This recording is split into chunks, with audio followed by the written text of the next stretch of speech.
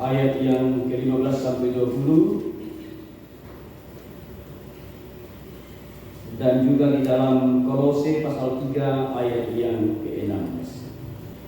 Bapak Ibu Saudara, ada seorang tokoh bernama Rabi Siklar yang mencetuskan, tapi ini ada beberapa pendapat. Tapi pendapat pertama ada yang menyatakan bahwa Rabi Siklar ini yang mencetuskan aturan-aturan bagi orang Yahudi. Aturan-aturan yang dicetuskan saat itu sejumlah 613 aturan. Kita bisa bayangkan saudara, aturan yang dipakai para orang-orang Farisi dan Saduki saat itu dalam penata peraturan dalam kehidupan orang Israel, orang Yahudi itu ada 613 aturan. Ini bisa kita membayangkan bahwa betapa sulitnya bagi orang Yahudi saat itu diperhadapkan dengan aturan-aturan yang luar biasa. Nah, aturan-aturan itu saudara ada 4 saja yang saya tulis di sini aturannya. Karena kalau saya bacakan semua 613 ya bisa sore kita berbubar di gereja ini. Yang pertama tentang Allah, aturan-aturan tentang Allah. Itu berbicara dari poin 1 sampai poin 10. Jadi yang dibahas adalah aturan-aturan tentang Allah atau Yahweh. Sedangkan tentang Torah atau hukum Taurat itu dalam mulai dari 11 sampai 16. Itu aturan-aturannya. Demikian juga ada juga aturan tentang tanda dan lambang. Tanda dan lambang juga diatur. Itu dari 17 sampai 21. Dan ada juga aturan yang khusus membicarakan tentang kasih persaudaraan. Itu dari 22 sampai 25. Dan selanjutnya sampai 613. Itu aturan. Namun pada abad ke-12 ada seorang bernama Maimonides yang mencoba memisahkan aturan ini dari 613 ini dibagi 2. Dalam abad ke-12 bernama Maimonides. 2 aturan ini dibagi 2, saudara. Yang pertama adalah 248 itu aturan-aturan secara positif yang di dalamnya mengajak untuk melakukan atau yang harus dikerjakan, harus dilakukan. Itu 248. Sedangkan 365 adalah perintah negatif yang di dalamnya larangan, jangan melakukan itu. Jadi ada 248 yang merupakan perintah bisa dilakukan, sedangkan ada 365 perintah negatif jangan dilakukan. Dalam istilah Ibrani misbah atau perintah. Nah, saudara, mengapa orang-orang Yahudi memakai 248 dan 365? Ini sedikit sejarah bagi kita untuk sampai kepada aturan-aturan gereja di zaman sekarang.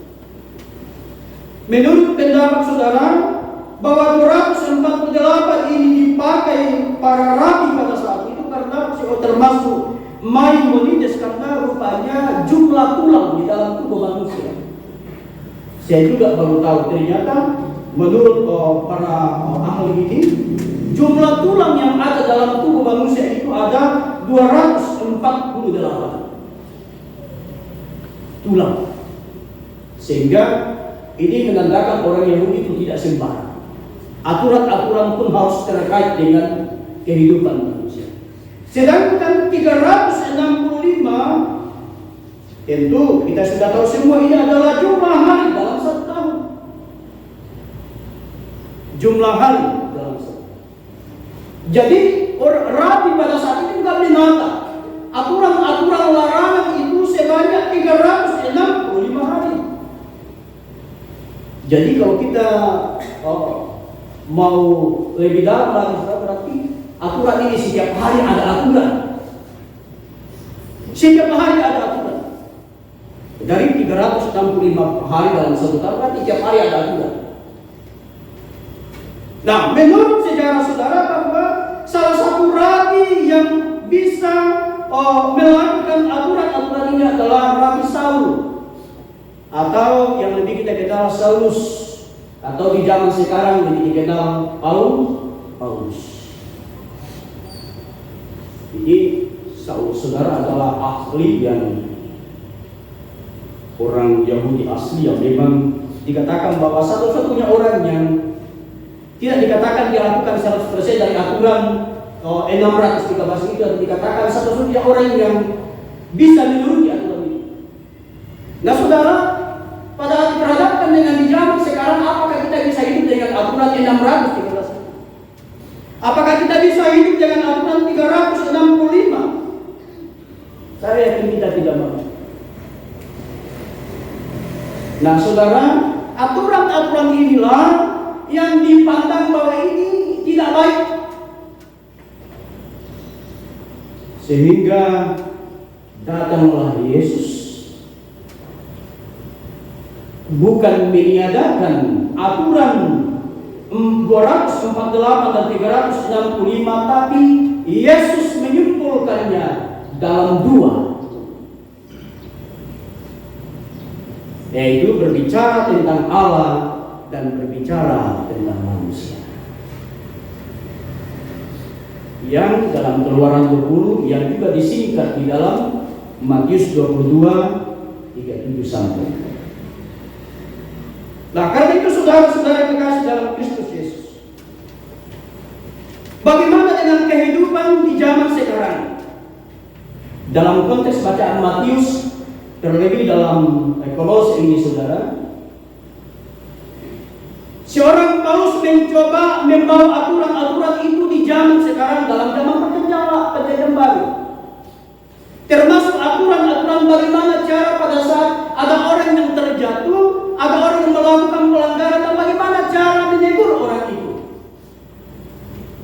Karena Yesus melihat betapa rumitnya aturan itu, betapa susahnya umat Tuhan. Dan kalau aturan-aturan dilakukan semuanya, atau aturan-aturan yang ada yang sekitar 613 dibagi dua itu, manusia tidak akan pernah bisa selamat. Tidak ada di antara kita yang mampu melakukan. Tidak usah jadi jauh-jauh. Hukum kasih saja sangat sulit bagi dia untuk menerapkan. Karena itu Yesus mencoba memberi pemahaman bagi kita, para murid, bahkan juga Paulus sendiri, bagaimana cara menegur orang yang jatuh di dalam dosa. Dalam konteks Matius 18 ayat yang ke-15 sampai 20 ini ada 3 hal yang dibicarakan. Kalau kita membaca secara seksama, dikatakan 4 mata, selanjutnya ada 6 mata, ada saksi-saksi, dan selanjutnya setelah saksi tidak mendengar, dituangkan ke dalam jemaat. Setelah tidak dituangkan dalam jemaat, tidak mendengar, apa yang dilakukan? Dikucilkan. Makanya aturan-aturan GKSD sekarang ada namanya tertib di gereja yang pertama, tertib gereja yang kedua, ketiga, dan dikucilkan. Ini terbawa dari sini. Nah saudara-saudara yang kekasih dalam Kristus Yesus, tapi dalam menjalani kehidupan saudara, rupanya salah satu yang paling susah bagi kita adalah ditegur atau dinasihati. Ada 2 kata dasar yang digunakan oleh Rasul Paulus dalam Kolose ini, yaitu kata mengajar atau dalam istilah Yunani didaske, dan istilah yang kedua menegur atau nouteten dalam bahasa Yunani. Mengajar artinya menyadarkan seseorang untuk bisa kembali kepada jalan yang sudah ditetapkan. Itu fungsi pengajaran. Atau dalam istilah sekarang orang lebih kita kenalnya di pastoral. Yang kedua menegur. Itu pun juga menegur, ya bukan juga menegur seenaknya, tapi juga ada aturan-aturan dalam menegur saudara. Nah karena itu saudara, dikatakan dalam Kolose 3:16, saya akan baca lagi. Ini cara yang harus umat Tuhan dalam menegur. Dikatakan firman Tuhan, hendaklah perkataan Kristus diam dengan segala kekayaannya di antara kamu. Dalam istilah kata diam, saudara, Paulus menggunakan bahasa diam itu dari istilah eloiken. Artinya hendaklah perkataan itu diam di dalam dirimu. Jadi perkataan Kristus harus diam di dalam diri kita sebelum kita menegur orang. Untuk apa, saudara? Supaya pada saat engkau menegur orang, engkau mempunyai kelembutan dalam menegur orang. Karena kalau tidak diam Kristus di dalam diri kita, saudara, berarti saudara seenaknya menegur orang. Nah, di sini kita bisa melihat orang-orang yang Kristus diam di dalam dirinya dengan yang tidak. Bisa terlihat dari sini. Dalam menegur seseorang, dalam menasihati seseorang, dikatakan harus diam dulu Kristus dalam dirimu, sehingga pada saat engkau menegur orang, bukan engkau menegur karena engkau tidak suka orang itu, karena memang engkau membenci orang itu, tapi karena engkau menegur itu karena engkau sayang orang. Nah, di zaman sekarang ini, saudara, kadang-kala berbeda. Kadang biasa kita tegur orang itu kan memang kita tidak suka menegur, kita benci orang itu.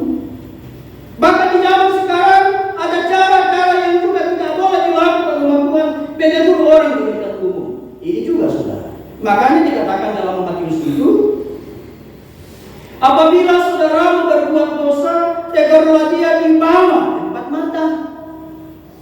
Ini selalu saya katakan ke teman-teman hamba Tuhan, ada namanya rahasia. Rahasia pelayanan artinya pada saat ada seseorang yang datang kepadamu menyampaikan isi hatinya, curhatnya secara empat mata, jangan coba-coba bawa keluar. Jangan sampai empat mata berbicara, umbar-umbar di depan jemaat. Itu bukan empat mata lagi, tapi itu saudara menjerumuskan orang. Cara ini yang ditempuh oleh Paulus, kenapa? Supaya kedamaian sukacita dalam jemaat terus terjalin. Demikian juga selanjutnya. Tapi kalau orang itu tidak mendengarkan, maka panggillah satu atau dua orang menjadi saksi. Untuk apa saksi itu, saudara?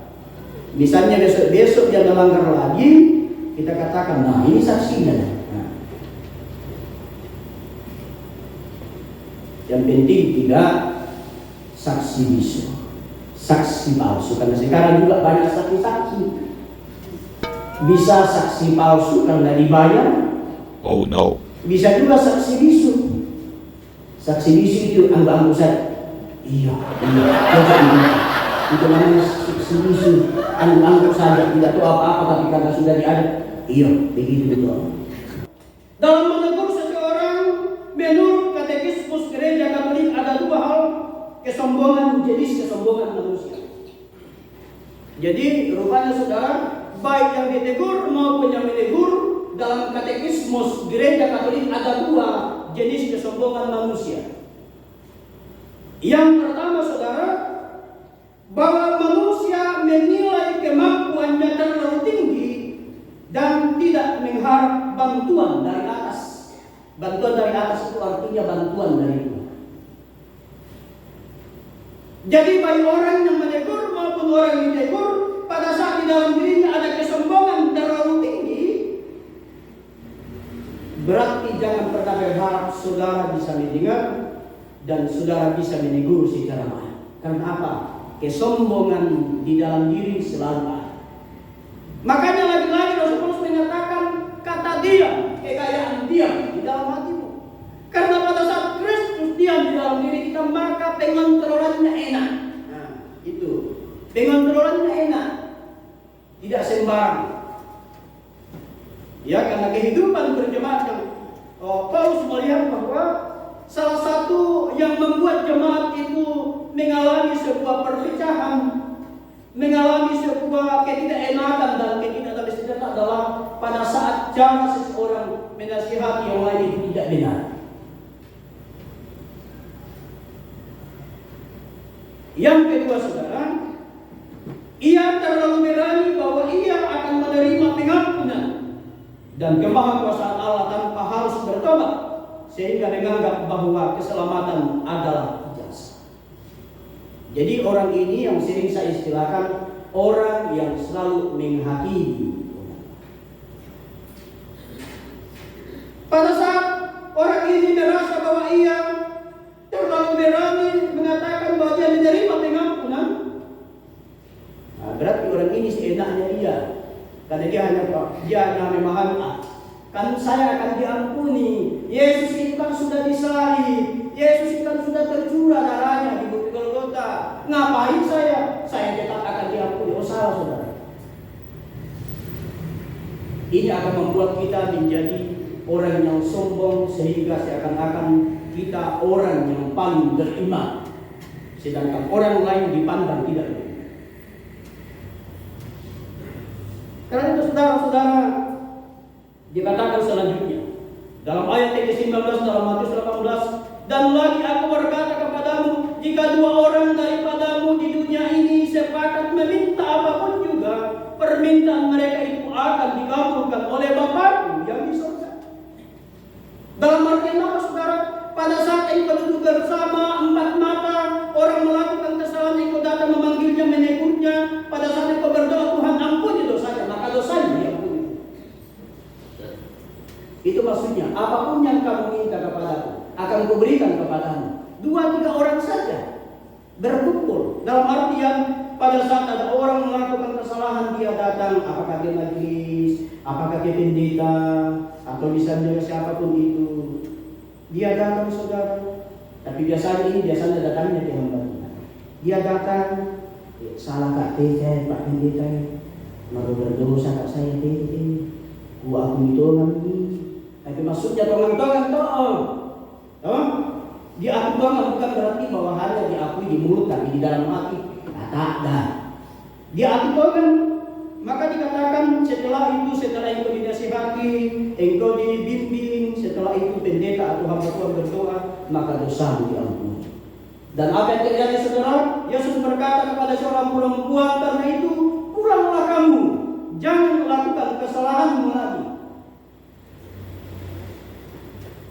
Karena itu saudara-saudara, dalam mengikut Tuhan itu saya sering katakan itu gampang-gampang susah.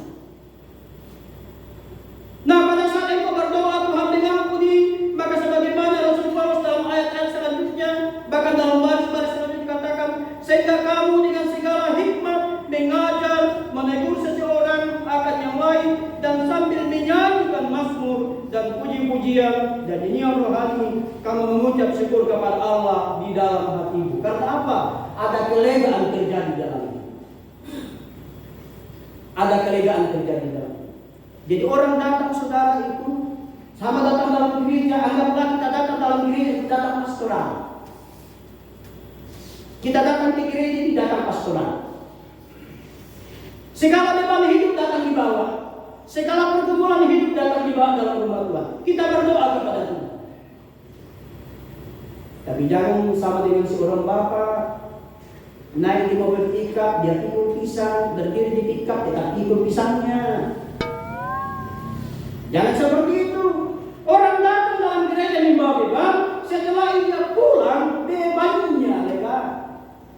Itulah maksudnya ungkapan syukur. Ada kelegaan, ada puji-pujian, bermazmur kepada Tuhan. Ada kelegaan. Demikian juga kita harus menyayangi. Karena itu saudara, dalam menjalani kehidupan sebagaimana Amsal 27 ayat yang ke-6 saya akan baca sebagai penutup bagi kita.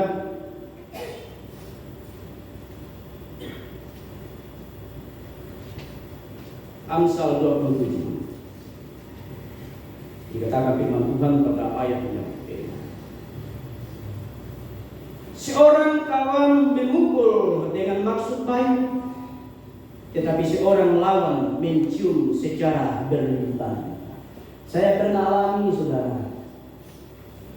Jadi saya tidak akan cerita, ya, saya tidak akan cerita sebutkan di mana tempatnya siapapun. Saya ingat sekali dulu waktu saya masa-masa kecil, ya masa-masa SMP SMA, ada seorang ibu yang setiap ketemu saya selalu dicium-cium. Wih, datang benar, dicium-cium terus. dia tampilkan dia sayang-sayang, ternyata inilah yang istilahkan musuh dalam selimut. Tapi saya yakin di jemaat kita tidak ada begitu. Semuanya selimutnya bagus-bagus. Tidak ada musuh di dalam selimut. Yang ada dalam badan di dalam selimut. Ya. Dan biarlah firman Tuhan ini saudara mengingatkan kita dalam menata kehidupan dalam berjemaat, dalam menjalani sebuah persekutuan, bahwa betapa pentingnya aturan-aturan bagi gereja Tuhan untuk menata kelangsungan hidup persekutuan, dan betapa pentingnya saling menasihati antara satu dengan lain.